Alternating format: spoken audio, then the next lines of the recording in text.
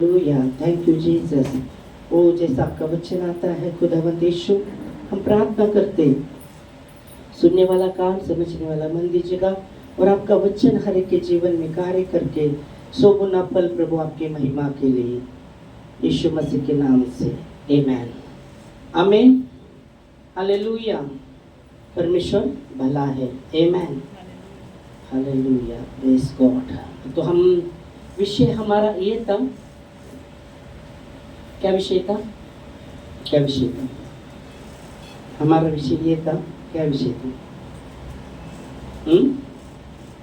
2 हफ्ते से हम देख रहे हैं, क्या विषय था? बोलेगा क्या विषय पर हम देख रहे हैं?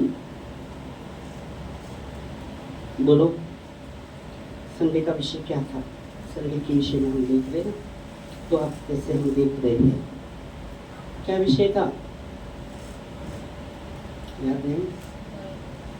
हाँ, दया के विषय में हम चल रहे थे, परमेश्वर की दया के विषय में। और भजन संहिता हम आते हैं, भजन संहिता 103 और 4 वचन हम पढ़ेंगे, 4 और 5 वचन। भजन संहिता 103, 4 और 5 वचन। तो तुझा जीव विनाश गर्दीतून उद्धारितो, तो तुला दया व करुणा यांचा मुकुट घालतो। आमेन, आमीन। हिंदी में भी पढ़ेंगे। वही तो तेरे प्राण को नष्ट होने से बचाता है। आमेन, हालेलुया। वही तो तेरे प्राण को नष्ट होने से बचाता है। मराठी मध्ये काय म्हटलं आहे? तो विनाश गर्दीतून हाँ, तुझ्या जीवाचं, उद्धारितो। हाँ, तुझा जीव उधार देतो। और यहाँ हिंदी में लिखा गया कि क्या लिखा है? वही तो तेरे प्राण को नष्ट होने से बचाता वही तो, वही परमेश्वर है जो हमारे प्राण को नष्ट होने से बचाने वाला। Hallelujah, praise God. Yeshu Masih का आने का उद्देश्य, बाइबल कहती है खोए हुए को उद्धार करने वो आए हैं। आमेन, यीशु मसीह खोए हुए का उद्धार करने आए हैं। प्रेज गॉड, हालेलुया, बाइबल कहती है। और कितने के प्राणों की छुड़ाने के लिए, प्राणों को छुड़ाने के लिए, उनको छुटकारा देने के लिए वो यीशु मसीह आए हैं। आमेन। और यह वचन कहता है वही तो तेरे प्राण को नष्ट होने से बचाता है। आमीन, हालेलुया। यीशु मसीह का आने का पहला उद्देश्य कि हमारे प्राण की सुरक्षा हो, हमारा प्राण बचा रहे। इसलिए मत्ती में अगर आप पढ़ते हैं तो वचन में लिखा गया कि एक मनुष्य ने पूरा संसार को जीत लिया और अपने प्राण को खोया तो क्या लाभ? या अपने प्राण के बदले क्या वो दे सकता है? अपने प्राण, बाइबल के संसार का सब कुछ उसने प्राप्त किया और अपने प्राण को खोया तो क्या लाभ उसको होने वाला है? तो प्राण के विषय में बात कर रहे हैं। इस संसार का आपने सब कुछ प्राप्त किया और अपने प्राण खो दिया तो क्या लाभ? ओके, तो पहला उद्देश्य हमारा, अब देखते हैं यीशु मसीह का आने का उद्देश्य पहला हम देखते हैं हमारे प्राण की रक्षा हो। आमेन। प्राण में हमने स्टडी में सीखा है, प्राण में क्या है? मन है, इच्छा है और भावना है। मन, इच्छा, भावना, कार्बन कॉपी जैसा हमारा कार्बन कॉपी, हम नहीं क्या बोलते, कार्बन कॉपी है ना, को पता झेरॉक्स। हाँ, Xerox, okay, same to same वो वैसा प्राण है आपका और मेरा। तो क्योंकि प्राण में क्या है? मन है, हम मन में विचार करते।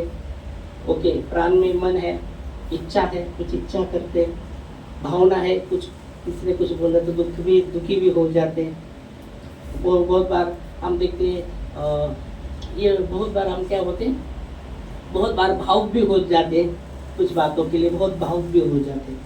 तो वो क्या है? प्राण में ये बातें हैं और यीशु मसीह प्राण को बचाने आए हैं, आपके और मेरे प्राण को बचाने आए। और इसलिए यह वचन कहता है वही तो तेरे प्राण को नष्ट होने से बचाता है। आमीन, हालेलुया। इसलिए बाइबल कहती है भजन संहिता 121 7 वचन में अगर आप पढ़ते हैं वो हम देखते हैं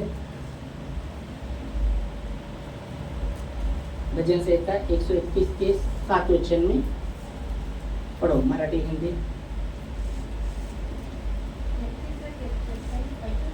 भजन संहिता 121 का 7। यहोवा सारी विपत्ति से तेरी रक्षा करेगा, यहोवा सारी विपत्ति से तेरी रक्षा करेगा, वो तेरे प्राण की रक्षा वो तेरे प्राण की रक्षा करेगा। आमीन। वो यहोवा सारी विपत्ति से तेरी रक्षा करेगा और तेरे प्राण की रक्षा करेगा। प्राण की रक्षा करने वाला, आमीन। हमारे प्राण की रक्षा करने वाला, हमें बचाने वाला। चंगाई, हम देखते चंगाई प्रभु देता है, चंगाई देता है, छुटकारा देता है, शांति देता है और अद्भुत काम भी करता है प्रभु।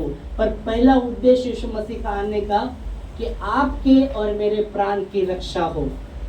इसलिए मत्ती में यीशु मसीह ने कहा कि एक व्यक्ति ने संसार का सब कुछ प्राप्त किया और अपने प्राण को खोया तो क्या लाभ होने वाला? कुछ नहीं लाभ होने वाला। और इसलिए यह वचन हम देखते, वही तो तेरे प्राण की रक्षा करता है। Hallelujah, praise God. हमारे प्राणों के लिए उसने अपना प्राण दिया, हमें बचाने के लिए, हमारे प्राण को बचाने के लिए खुद वो कुर्बान हुए। आमीन, हालेलुया। और यह इसलिए वचन कहता है कि वापस हम आते, किधर थे? भजन संहिता कितने में थे? भजन संहिता 103 के 4 में हम थे। 4 में देख रहे थे कि वही तो क्या लिखा था, वही तो तेरे प्राण को नष्ट होने से बचाता है। आमीन, हालेलुया। वही है बचाने वाला, वही है एकमात्र परमेश्वर। आपको और मुझे समझना है कि वही है हमारे प्राण की रक्षा करने वाला। चंगाई है, आज है चंगाई। आज हम देखते चंगाई होता है, परमेश्वर चंगाई भी करता है, अद्भुत काम भी करते हैं। पर एक दिन अपना यहाँ का डेरा उठने वाला है। परमंडल कोई नहीं यहाँ। ऐसा कोई है क्या परमंडल में मरने वाला नहीं? ऐसा कोई है क्या? हाँ, ऐसा कोई है क्या कि मैं मरने वाला नहीं? इधर का डेरा उठने वाला नहीं। परमंडल मुझे भेजेगी, ऐसा नहीं। यहाँ का डेरा उठने वाला है, यहाँ का हर एक का डेरा उठने वाला है। बाइबल कहता है आवश्यक है कि मनुष्य को मरना, एक बार मरना आवश्यक है। क्योंकि बाइबल कहते हैं एक व्यक्ति के द्वारा पाप संसार में आया और पाप के द्वारा मृत्यु आया, और एक व्यक्ति के द्वारा, धार्मिक व्यक्ति के द्वारा जीवन आया। ओके, पर आखिरी जो शत्रु है वो मृत्यु है। मृत्यु से कोई भाग नहीं सकता। पर यीशु मसीह मरे और तीसरे दिन जी भी उठे हैं। मृत्यु पर वो जयवंत हुए हैं, वो मरे और तीसरे दिन जी भी उठे हैं। आमीन, हालेलुया। और जो उस पर विश्वास करता है, यदि वो मर भी जाए फिर भी जी उठेगा। वचन में लिखा है यूहन्ना के 11 के 26 वचन में हम पढ़ते, यूहन्ना 11:26।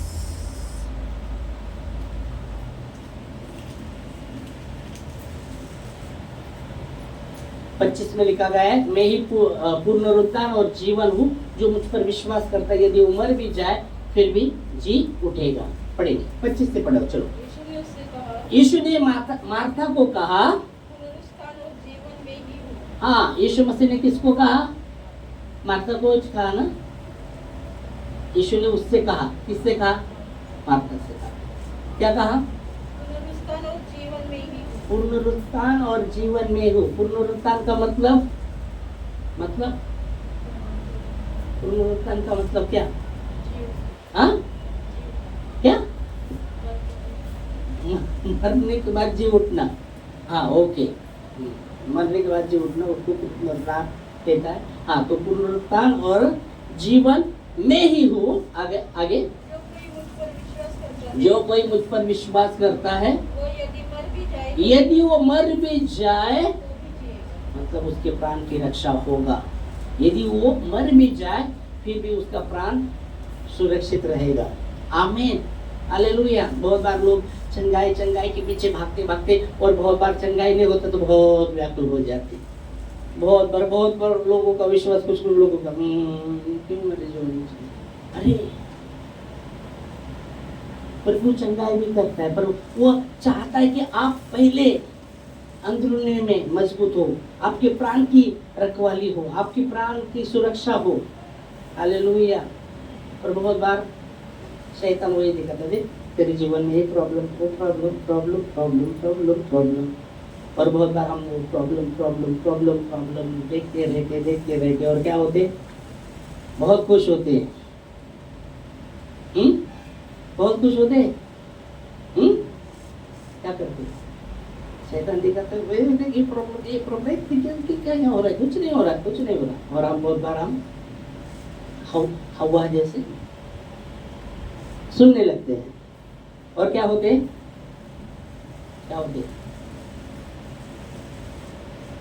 खुश होते हैं। हम निराश होते, वो खुश होता है, याद रखो। हम निराश होते, वो खुश होता रहेगा। अरे आ गए, समझे? वो बोलेगा मोगा वो खुश हुआ। ओके, पास्टर फिल्म का बोल रहे हैं डायरेक्ट। ओके, तो वो खुश होता रहेगा। हाँ, सही बात है। ओ ये सही बात है, बराबर सही बात है, पर उससे हमें को निकलना है, इसलिए सही बात है, बराबर है, पर उसके बहकाव में नहीं आना हमें। यीशु मसीह मुझे बचाने आए हैं, पहला उद्देश्य। इसलिए बाइबल कहती है वही तो तेरे प्राण को नष्ट होने से बचाता है, वही तो तेरे प्राण को नष्ट होने से बचाता है। हालेलुया। बाइबल कहती है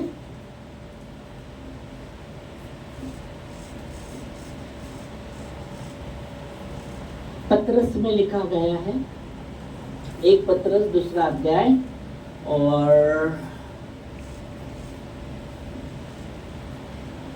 23 और 24 वचन। 1 पतरस 2 अध्याय 23 और 24 क्या अर्थ है?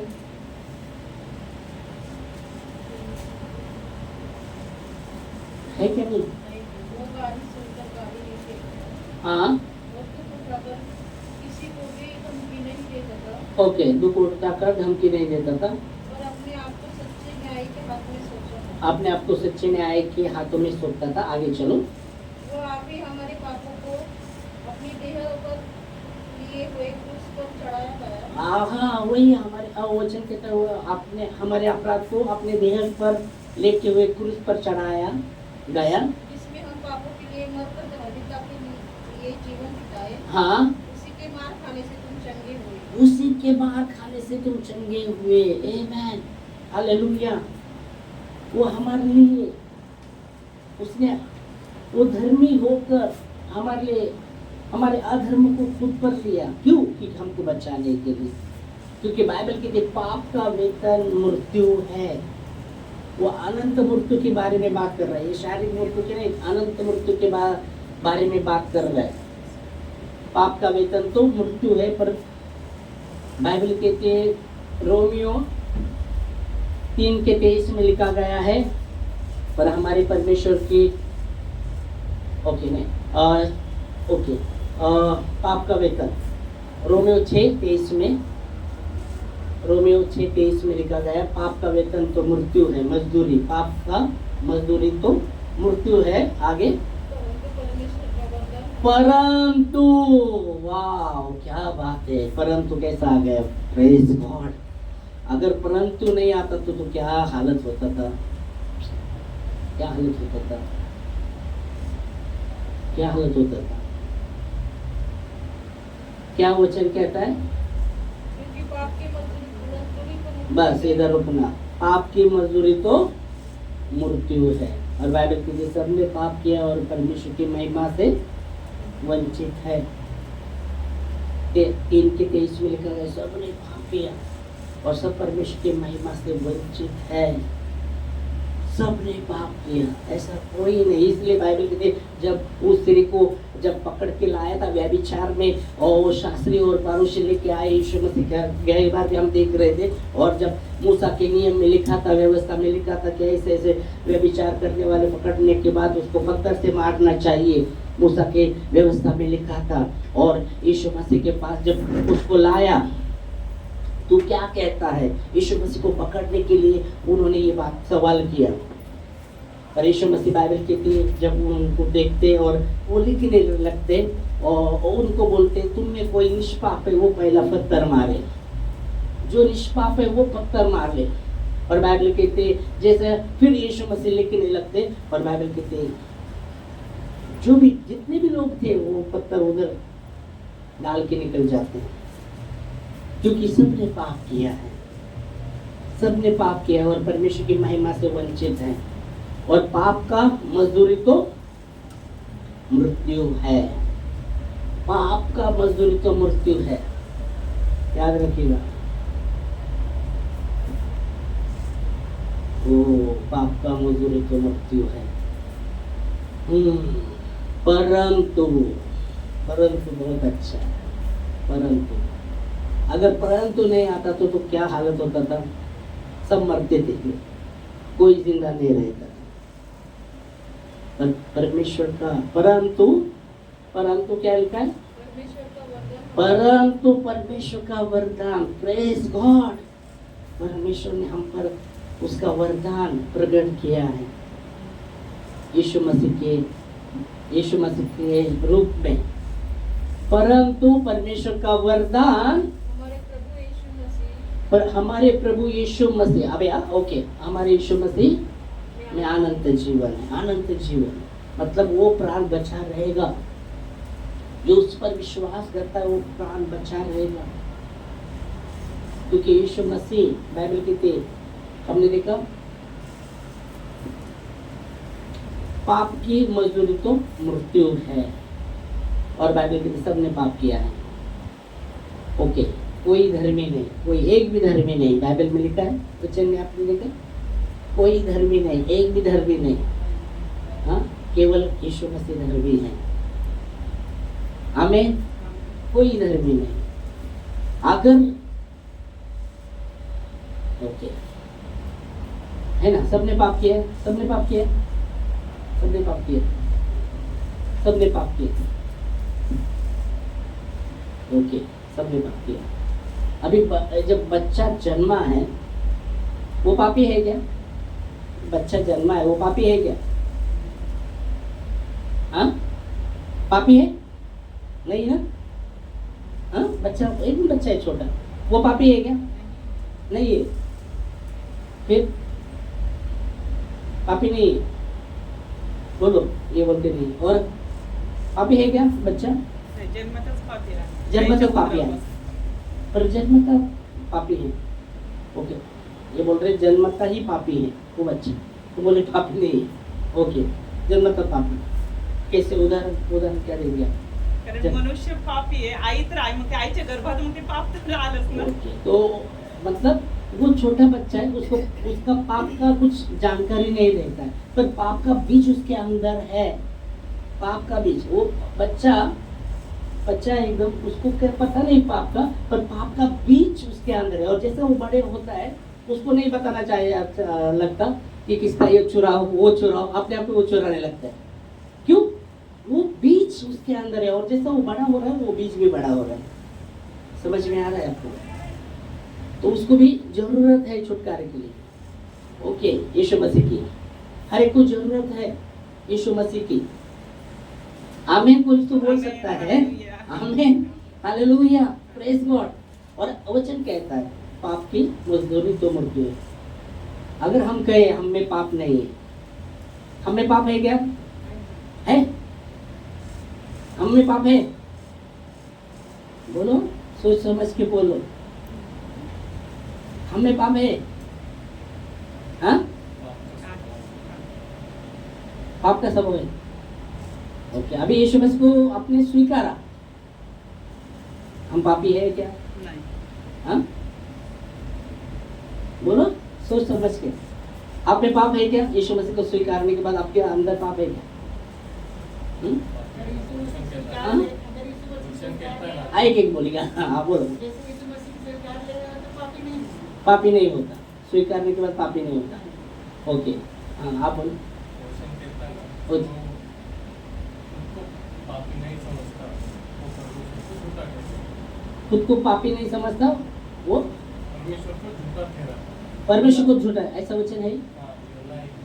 यूहन्ना एक एक यूहन्ना एक यूहन्ना एक यूहन्ना एक में है, शायद एक यूहन्ना एक में है, शायद शायद निकालना पड़ेगा। निकलना पड़ेगा। हाँ, ओके। तो उन्होंने एक यूहन्ना एक में है, शायद उन्होंने पढ़ा है, इसका मतलब पढ़ा है, पर अभी श्योर नहीं क्योंकि इधर पर है यूहन्ना। तो आप घर जाके यूहन्ना पढ़ना, ओके, स्टडी भी हो जाएगा।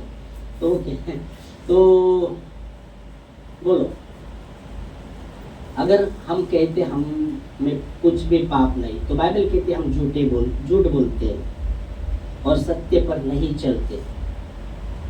वचन कहता है, एक यूहन्ना में हम आते हैं, चलो आएंगे देखेंगे। एक यूहन्ना उसका 8 वचन देखेंगे। एक का 10 एक का एक यूहन्ना एक का 10, हाँ ओके, पढ़ो। यदि कहे कि हमने पाप नहीं किया हाँ तो उसे झूठा ठहराते हैं हाँ और उसका वचन हम में नहीं है। ओके ओके, फिर से पढ़ेगा, सुनो। यदि कहे कि हमने पाप नहीं किया हम्म, तो उसे झूठा ठहराते हैं और उसका वचन हम में नहीं है। पढ़ा आपने, पढ़ा, ओके।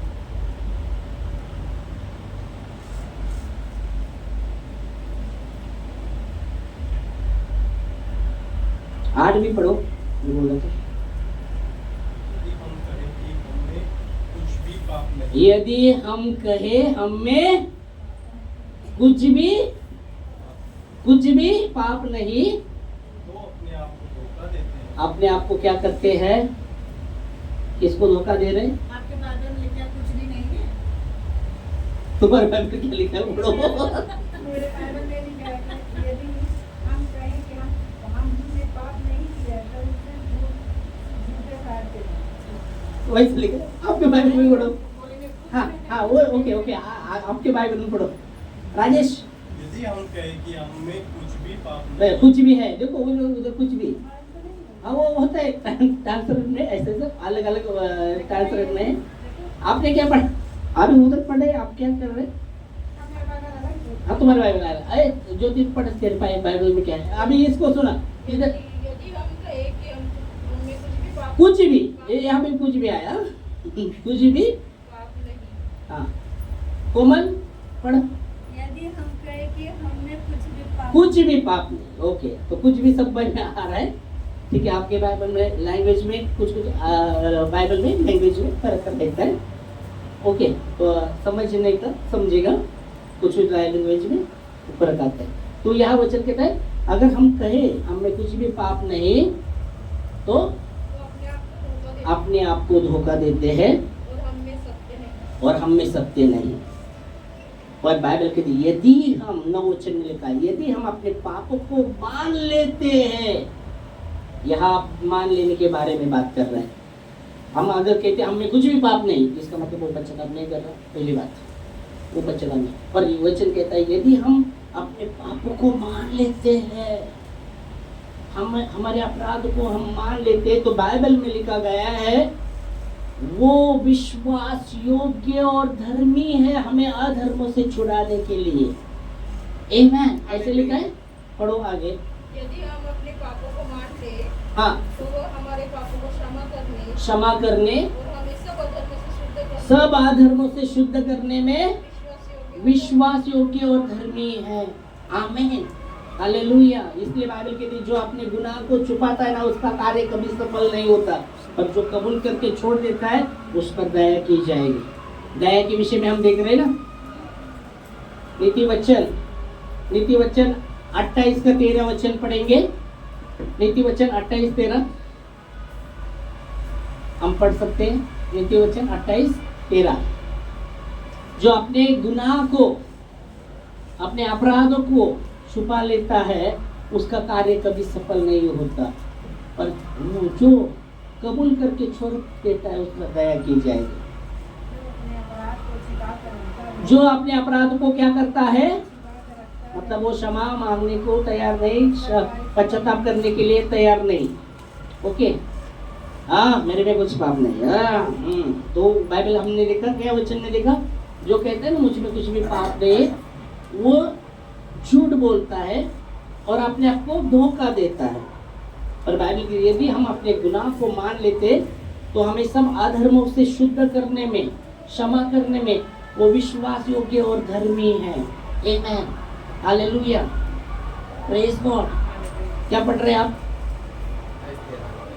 नीति वचन में हम आते हैं। जो अपने गुनाह को छुपा लेता है उसका कार्य कभी सफल नहीं होता, और जो कबूल करके छोड़ देता है उस पर दया की जाएगी। हालेलुया। इसलिए जब दो व्यक्ति मंदिर में गए, एक खुद को धर्मी बता रहा था, एक चुंगी लेने वाला, और दूसरा कौन था? कौन था? धनवंत था। एक चुंगी वाला था और कौन था? हाँ, पापी तो दो, एक चुंगी लेने वाला, एक पापी था। दो थे ना? कौन था? किसान था। दो मंदिर में गए ना प्रार्थना करने के लिए, एक चुंगी लेने वाला था, दूसरा कौन? पापी था क्या? नहीं। कौन था? फरीसी था, जो खुद को धर्मी समझ आता था। फरीसी, वो ऐसा प्रार्थना करता है, प्रभु धन्यवाद, उसके जैसा मैं नहीं, उसके जैसा पापी मैं नहीं हूँ। वो दोष लगा रहा है, उसके जैसा मैं पापी नहीं हूँ। मैं फास्टिंग करता, मैं 2 बार फास्टिंग करता, उपवास करता, मेरा दशवां भी देता, उसके जैसा मैं नहीं हूँ। धन्यवाद प्रभु।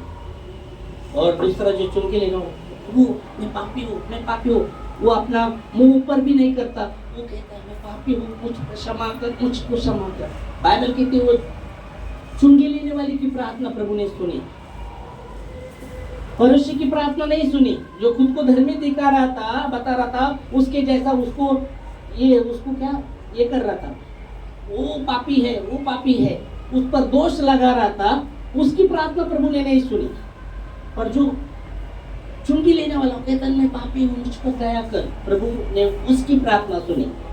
आमेन। इसलिए नीति वचन 28:13 में लिखा गया, जो अपने गुनाह को छुपा लेता है उसका कार्य कभी सफल नहीं होता, जो कबूल कर छोड़ देता है उस पर दया की जाएगी। और इसलिए हमने वचन कहा, एक यूहन्ना 1:8 में हमने देखा, यदि हम कहें हमें कुछ भी पाप नहीं तो हम झूठ बोलते हैं और अपने आप को धोखा देते हैं। वचन पढ़ा आपने, वचन दिखाया ना मैंने। अगर हम कहें हमें कुछ भी पाप नहीं तो अपने आप को क्या करते हैं?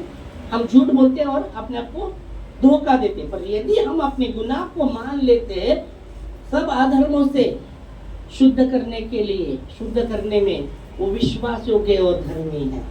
आमेन, हालेलुया। इसलिए बाइबल कहती है सबने पाप किया और परमेश्वर की महिमा से वंचित है। पर हमने रोमियो 6:23 में क्या देखा? पाप की मजदूरी तो मृत्यु है, परंतु प्रेज गॉड, वो परंतु के लिए प्रेज लॉर्ड। तो कोई तो बोलो, परंतु क्या है? परमेश्वर का वरदान यीशु मसीह में अनंत जीवन है, मतलब प्राण की रखवाली। इसलिए भजन 103:4 में हमने देखा था, वही तो तेरे प्राण को नष्ट होने से बचाता है, और आगे वो करुणा और दया का मुकुट तुझे डाल। तो पढ़े कैसे होगा? वो तेरे सिर पर, कैसे? तेरे सिर पर ओ करुणा और दया का मुकुट क्या करता है? हाँ, बांधता है। ओ प्रेज गॉड। आपके सर पर कौन सा मुकुट है पता नहीं मेरे को, आपके सर पर कौन सा मुकुट है? हीरे का मुकुट है क्या, कैसा मुकुट है पता नहीं। हाँ, चांदी का है क्या, हीरे का है क्या, सोने का मुकुट पता नहीं है।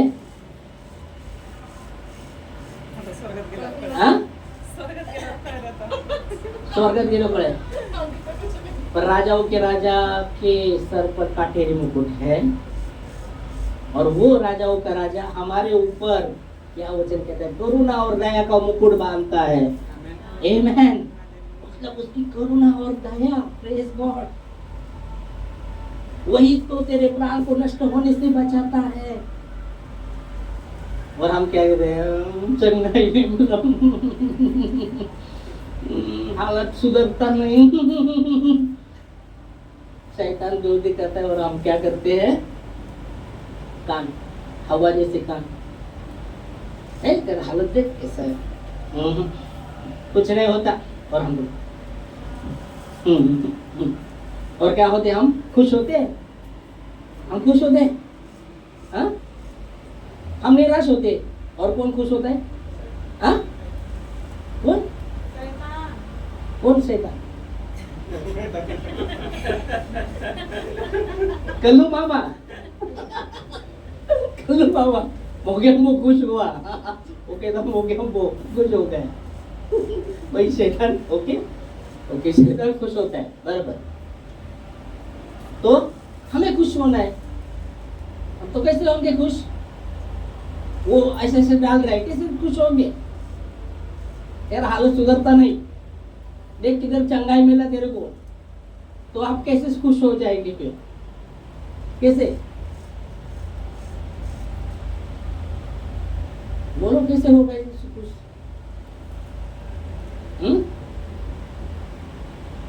कैसे हो गए खुश कैसे हो जाएंगे हालत खराब है आराधना करेंगे क्या बहुत हालत खराब है हाथ उठा रहे दर्द है कैसे आराधना करेंगे एक हाथ से बोलो जेव्हा टेन्शन घेणार चिंता करणार तेव्हा शैतान हाँ उसको डाल रहा है वो डाल रहा है उसको वही ना वो डाल रहा है पोटेंशियल वो डाल रहा है ना देख तेरा हालत सुधर रहा नहीं देख ये ऐसा हो रहा है तेरा काम नहीं हो रहा देख चंगाई तेरे हृदय में नहीं हो रहा तेरे जीवन में चंगाई नहीं हो रहा और फिर क्या कैसे खुश हो जाएंगे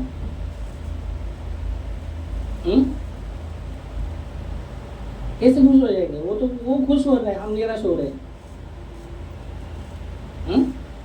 हम निराश लय टेन्शन आलं बाबा मुंग्याच आले डोक्याला सगळ्या टेन्शन नाही टेंशन में बात जड़ गया सब बोलो कैसे खुश हो जाएंगे आप ये नहीं बताओ इधर अब तक क्या बताया मैंने हाँ विश्वास हाँ क्या विश्वास के द्वारा अपन नहीं हो रहा कुछ और शैतान बोलते देख अरे तेरे विश्वास करते हैं ना बचा विश्वास पर सुनना ही नहीं है ना विश्वास पर वो हमला कर रहा है तू प्रभु से मानना है किसी भी हालत अब नहीं हो रहा तू कैसे खुश हो जाएंगे वो बताओ कैसे खुश रहेंगे वैसे ही खुश रहेंगे जो दिया प्रभु ने उसी में खुश रहेंगे प्रार्थना कर रहे थे हाँ प्रार्थना कर रहे थे तो ऐसे सामने एक खड़ा हो गया क्योंकि मेरा परमेश्वर है जीवित परमेश्वर उसने क्या बोला कौन सा परमेश्वर तू चला जा इससे मेरा कौन- परमेश्वर जीवित है हाँ आमीन आमीन मेरा परमेश्वर मेरा परमेश्वर कैसे बात किया उसने शैतान डायरेक्ट हाँ कौन परमेश्वर हाँ क्या कौन क्या हो रहा है तेरा उसने कौन सा परमेश्वर हाँ कौन सा परमेश्वर फिर जोर से बोलने का था तुरंत परमेश्वर यीशु मसीह मेरा जीवित परमेश्वर है बोल दिए क्या उसके कान में आवाज आना चाहिए जोर से ऐसे करके भागना चाहिए तुरंत चला गया हाँ तुरंत चल तो कैसे हम खुश हो सकते हैं ऐसे परिस्थिति में हाँ हालत सुधर रहेगी ठीक है पर बचाने वाला मेरे संग है जो मेरे प्राण की रक्षा करने वाला वो बचाने वाला मेरे साथ है आमीन वो मुझे करुणा और दया का मुकुट मेरे सर पर बांधता है आमीन हालेलुया इसलिए बाइबल कहती है हमने देखा कि मनुष्य ने सारा संसार को प्राप्त करा और अपने प्राण के हानि उठाए तो क्या लाभ कुछ नहीं और इसलिए वचन कहते वही तेरे प्राण को नष्ट होने से बचाता है और तुझे करुणा और दया का मुकुट तेरे सर पर बांधता है तो आपके सर पर कौन सा मुकुट है कोरोना और दया हाँ, करुणा और दया का वो ऊपर को हमेशा सर को हाथ लगाए ना। तो करुणा में चलेंगे बाबा, तब दया में चलेंगे. नाही तर जाऊ दे, आपल्याला काय आपलं आपलं बघायचं, जाऊ दे तिकडे मरते तर मरू दे, दया बेया नाही. हेलो, पर करुणा और दया, अगर प्रभु ने आपके सर पर मेरे सर पर वचन के अनुसार उसने डाला है, मुकुट बांधा है, तो वो दया और करुणा में हमें चलना जरूरी है. दाविद कहता है भजन संहिता 23 एक ही वचन होगा, फिर हम प्रार्थना में प्रार्थना 23:6 में, निश्चय उसकी करुणा और भलाई जीवन भर मेरे साथ रहेगी और मैं यहोवा के धाम में सर्वदा वास करूंगा. भजन संहिता 23:6 निश्चय भलाई और करुणा जीवन भर मेरे साथ बनी रहेगी. हाँ. और मैं यहोवा के धाम में सर्वदा वास करूंगा. हेलो, टिंग टोंग, आमीन. आमीन. टिंग टोंग बोलना पड़ेगा क्योंकि अपने को जगाना पड़ता है, सुस्त होते अपन. निश्चय उसकी करुणा और भलाई जीवन भर मेरे साथ. कब कब कब जीवन भर. जीवन भर. मैं जीवन जी रहे तब तब, सांस ले ले जीवन, एक एक सांस ले ले तब तक, जीवन भर. जीवन भर जब तक मैं जीवित हूँ तब तक उसकी करुणा और भलाई मेरे साथ यहोवा के धाम में सर्वदा साथ साथ साथ साथ एक साथ साथ साथ बनी रहेगी. साथ साथ ले लेना, साथ और साथ, साथ और साथ नहीं, साथ साथ. तो यार साथ साथ, ओके. साथ साथ, ओके. साथ साथ, हाँ, साथ साथ, 14. ओके. माइनस सात, सातच. साथ साथ बनी रहेगी. ओके, साथ साथ बनी रहेगी. और मैं यहोवा के धाम में कब कब रहूंगा? सर्वदा वास. इसलिए बाइबल कहती है सर्वदा वास करो, सर्वदा. इसलिए दावीद ने कहा मैंने परमेश्वर से एक वर मांगा है. भजन संहिता 27:4 में वो कहता है मैंने परमेश्वर से एक वर मांगा है और उसके यत्न में रहूंगा और जीवन भर में यहोवा के धाम में रहने पाऊं और उसकी सुंदरता, उसकी मनोरथा की ओर अपना मन लगाऊं. पढ़ो एक वचन. एक बार मैंने यहोवा से मांगा है, हाँ, उसी से यत्न में लगा रहूंगा. उसी के उसी के यत्न में लगा रहूंगा. इसके यत्न में लगा रहेगा, वो बोल रहा है उसी के यत्न में लगा रहूंगा कि मैं जीवन भर यहोवा के भवन में रहने पाऊं. जीवन भर में यहोवा के भवन में रहने पाऊं. जिससे यहोवा की मनोरथा पर दृष्टि लगाए रहूं हाँ, और उसके मंदिर में ध्यान किया करूं. उसके मंदिर का ध्यान किया करो. आमेन, हालेलुया, प्रेज लॉर्ड. हम कैसे खुश रह सकते हैं? हाँ, मेरा जीवित परमेश्वर, मेरा बचाने वाला मेरे संग है, वही मेरा. नेहमाया कहता है प्रभु का आनंद मेरी ताकत है, प्रभु का आनंद मेरी ताकत है. शैतान आपके मन में डाल रहा है, ओ आपके सामने हालत ऐसा ला रहा है हमारे सामने. बहुत बार हमें याद रखना है, हमें निराश न होते हुए हमें प्रार्थना करनी और कहना है कि परमेश्वर का आनंद मेरी ताकत है. तभी आप उस पर ओवरकम कर सकते हैं, उस पर जयवंत हो सकते हैं.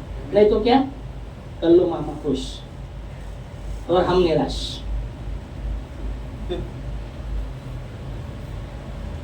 टांगा चल रहा है टांगे में और शैतान डाल रहा है टांगा पलटी. ओके ओके, तो निराश नहीं होने का. हाँ, प्रभु आप चंगाई देने वाले परमेश्वर है. अगर आपकी इच्छा है मेरे जीवन में, आपकी इच्छा है प्रभु, आपके कोड़ों के मार खाने से मुझे चंगाई आपने दे चुके हैं, 2000 साल पहले पूरा किया है. मुझे विश्वास करना है, ग्रहण करना है. शैतान डाल रहा है किधर चंगा, मैं चंगा हो चुका हूँ, मैं चंगा हूँ. ओ स्वीकारेगा स्वीकारेगा. आपको लग रहा है आपको दर्द हो रहा है, आप चंगाई को स्वीकारेगा, स्वीकारते रहेगा, वो हो जाएगा. तभी यीशु मसीह ने कहा जो भी प्रार्थना में मांगे प्रतिज्ञा करो तुमको मिलेगा. मिलेगा प्रतिज्ञा करो, बोले क्या? हाँ? जो भी प्रार्थना में मांगा है प्रतीति करो, हो जाएगा। तो तुम्हें मिल गया है। मिल गया है, मिलने वाला, मिल गया। मिल गया। प्रतीति करना पड़ेगा, मिल गया। फिर प्रतीति करते हम, मिल गया। प्रतीति करने को जगह ही नहीं, अब हृदय दर्द हो रहा है। किधर प्रतीति करते, प्रार्थना में मांगा, फिर बाद में बोले दर्द हो रहा है। किधर प्रतीति करने को जगह ही नहीं देते अपन, तो कैसा हो जाएगा?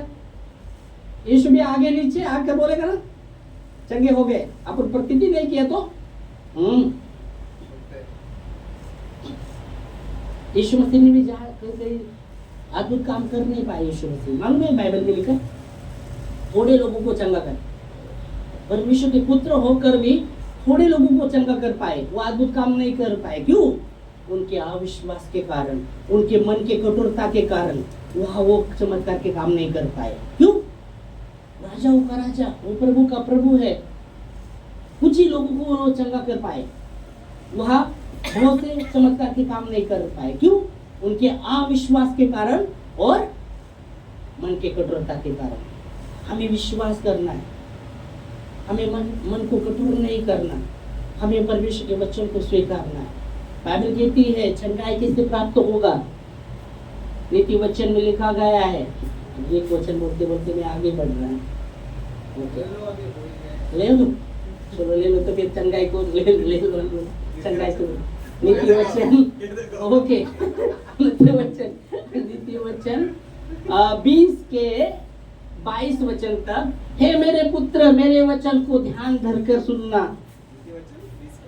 नीति वचन 4 20 से 22। हे मेरे पुत्र, मेरे वचन को ध्यान धरकर सुनना, उससे नहीं मोड़ना, उसको गले का हार बनाना, तेरे आंखों से हटने ना देना, पर वो तेरे गले का हार बनाना, क्योंकि जिनको वो प्राप्त होती है उनको जीवित रहने का और पूरे शरीर को चंगा रहने का कारण होती है। आमीन, हालेलुया। पढ़ो ना, देखो पढ़ने को भी बोलो तो कितना। हाँ बोलो बोलो, जो है मेरे पुत्र, हे मेरी पुत्री। पुत्र मतलब आहे, पुत्री का आम्हाला नाही म्हटलं ते, पुत्री भी है उसमें डाल सकते हैं, पुत्र पुत्री। हाँ, हे मेरे पुत्र पुत्री, मेरे वचन ध्यान धर के सुन। अपना कान कल्लू मामा को मत दो, कल्लू मामा के और कान मत दो, नहीं तो निराशित हो जाएंगे। ओके, हाँ तो मेरे वचन ध्यान धर के सुनना, अपना कान मेरी बातों की ओर लगाना, अपने आंखों से हटने ना देना, उसको अपने मन में धारण करना, जिनको वो प्राप्त होती है और उनको जीवित रहने का, सारे शरीर को चंगे रहने का कारण होती है। आमीन। फिर हड्डी का दर्द होने दो, हड्डी का मांसपेशी का दर्द होने दो, कौन सा भी दर्द रहने दो, हड्डी का दर्द cut cut cut cut cut, मांसपेशी का दर्द, कौन सा भी दर्द रहने दो, क्या होते पूरे शरीर को चंगा रहने का कारण होती है। पहले तो जीवित और शरीर को चंगा रहने का कारण होती है। तो चंगाई को हमें स्वीकारना है, स्वीकारना है। शैतान जो दिखाता वही स्वीकारना है। हाँ, अब प्रतीति करना है। हम क्या बोलते हैं, प्रार्थना कर, प्रभु कब चंगा करेगा मुझे, यीशु मसीह मुझे चंगा कर, यीशु मसीह के नाम में, आमीन। थोड़ी देर दर्द हो रहा है, दर्द हो रहा है।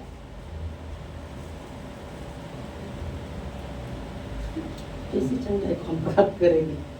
स्वीकारना पड़ेगा, स्वीकार। मेरा गवाही बताता, मेरा बहन बताया कभी बहुत पहले,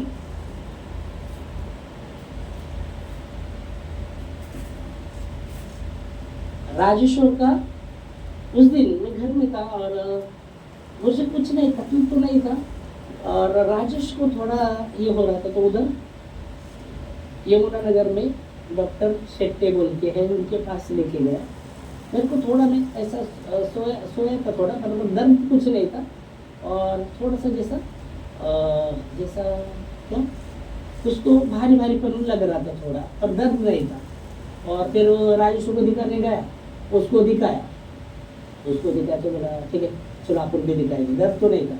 बोला ऐसे थोड़ा भारीपन ज़्यादा लग रहा है मेरे को, तो उसने उसका मशीन निकाला बीपी का और लगाया, डुर्र हो रहा है। वो अलग मशीन था, वो पंपिंग वाला नहीं, वो बाहर गाँव से लाया हुआ ऐसा बटन दबाने का था, और वो डुर्र कर रहा है, क्या हो रहा है, आवाज आ रहा है।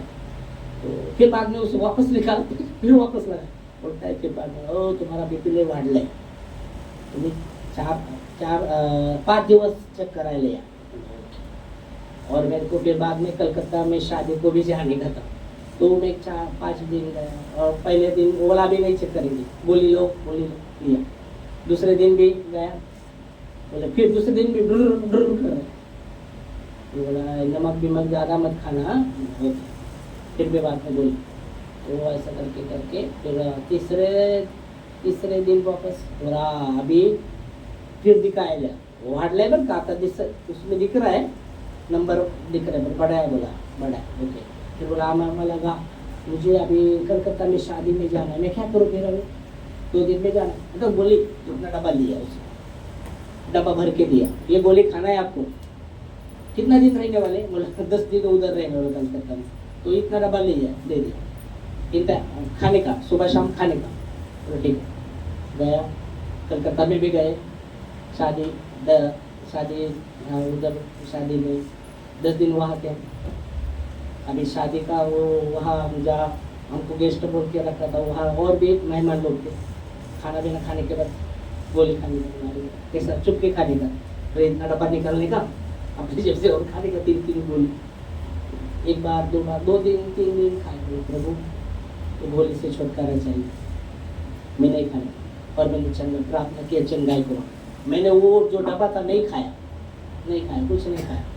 शादी हुआ, सब हुआ, आए वे, फिर गए नहीं, मैं देखो लोग भी गए। बहुत दिन होने के बाद वो डब्बा तो वैसा ही था, गोली का फेंक दिया नहीं, और कुछ बहुत दिन के बाद गए कविता को पेट में दर्द हो रहा था, तो गए, वो दर्द हो रहा था तो गए, तो उसको बड़ा इंजेक्शन रहता था उसको, वो डायरेक्ट सलाइन जैसे बोलता था, 1 सलाइन का 2 सलाइन का कितना पावर है उसमें, और वो 500 रुपये का इंजेक्शन देता था। और वो टोच है ना डायरेक्ट नस से घुसता था, और जैसे टोच है ना, मैंने अब तक नहीं लिया, जिन्होंने लिया उनको पता है, पूरा गर्मी, नाक मुंह से नाक से वाप निकलता था, वो ऐसा इंजेक्शन था। तो उसको दिया, फिर बोला तुमसे चेक करो, आप किया नॉर्मल, तब से बीपी बढ़ा नहीं, कुछ नहीं। कितना 2010 में कब गया था मैं, 2010 में गया था, तब से बीपी मेरा बढ़ा है, हालेलुया। तब से बीपी नहीं बढ़ा, तब से नहीं। अभी भी शुगर, बीच में जब बहुत बार खाना नहीं खाते तो शुगर हुआ था, अभी मुझे लगता है 9-10 महीना हुआ, मैंने अब तक चेक किया नहीं। वो डॉक्टर भी उस दिन गए, बोले भी तुमचं भरपूर दिवस झाले शुगर चेक केलं नाही, बोलो येतो उद्या, गएच नहीं। मम्मी कल दिनेश को लेके गई थी, उसको पत्र लगाया था, तो वो धनवर्त मतलब तुमचा मुलगा येतो म्हणला, नालच नाही। तो मैं ग्रहण करना चंगाई को स्वीकारना चाहिए, तो स्वीकारना बहुत जरूरी है। हो सकता है ऐसा, पर आपको स्वीकारना पड़ेगा, यह वचन के अनुसार बता रहा है। मेरे जीवन में वो चंगाई को मैंने प्राप्त किया 2010 से अभी कितना चालू, 2024, ओके, 14 साल मेरा कभी बीपी बढ़ा नहीं, कभी नहीं बीपी नहीं। तो ये चंगाई को हमें ग्रहण करना है। क्या क्यों बता रहा चंगाई को, हाँ हो सकता है ऐसे, पर आपको चंगाई को स्वीकारना है, क्योंकि वचन के अनुसार मैं बता रहा हूँ, आपको स्वीकारना पड़ेगा। हालेलुया। प्रभु आपकी इच्छा, ओ प्रभु मैं चाहता हूँ, मैं प्रभु आपने हमारे लिए चंगाई के लिए 39 कोड़े खाए, मैं ग्रहण करता। हाँ हो रहा है, आपके दर्द हो रहा है, पर आपको चंगाई को स्वीकारेगा। आप जो सोचेंगे वही आपके सामने आएगा। और उस कहता है जो मैं सोचता हूँ वही सामने आता है। आपको स्वीकारना पड़ेगा। इसलिए वो कहते हैं सबसे अधिक अपने मन की रक्षा कर, क्योंकि जीवन का मूल स्रोत वही है। Hallelujah, praise God. तो चंगाई को स्वीकारेगा। सोचिए वो चंगाई को यीशु मसीह ने कर दिया, पूरा कर दिया है। आपको और मुझे स्वीकारना है उसके वचन के अनुसार। आमीन। वही तो हमें प्राण, हमारे प्राण को नष्ट होने से बचाता और उसकी करुणा और दया का मुकुट सर पर बांधता है। बांधने दो, बांधना है। Okay, praise God. ये समय खड़े होंगे प्रार्थना में। प्रभु धन्यवाद आपकी दया के लिए, आपकी करुणा के लिए। धन्यवाद देते खुदावंत यीशु आपके वचनों के लिए।